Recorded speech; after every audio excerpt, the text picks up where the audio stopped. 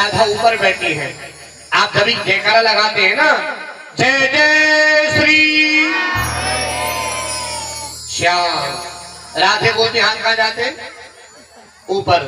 श्याम बोलते हैं नीचे आ जाते हैं महाराज, नीचे। जय जय श्री राधे श्याम, ये हाथ नीचे आते हैं। जय श्री राधा रानी ने कहा मुंह पे नीचे हो जावे।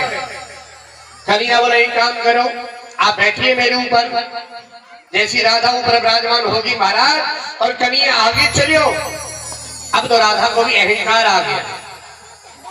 जैसी राधा को अभिमान आया कि दारी को मोदी इतना प्रेम करे, मेरे चक्कर में सौतने समय छोड़ आयो।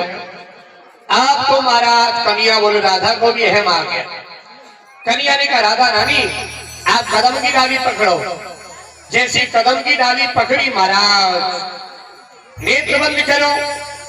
और जैसे ही नेत्र बंद किया, बस नेत्र बंद करते ही मेरी कन्हैया अंतर ध्यान हो गए। और जैसे कन्हैया अंतर ध्यान हुआ, अब तो गोपियां रोने लगी। राधा के नेत्र खुले, राधा ने देखा हाय तो दारी को मेरू सगोना है।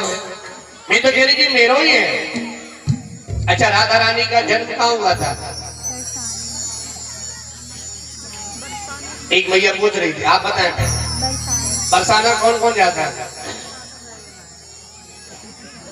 सिड्डी से जाते हो, पीछे गाड़ी से जाते हो,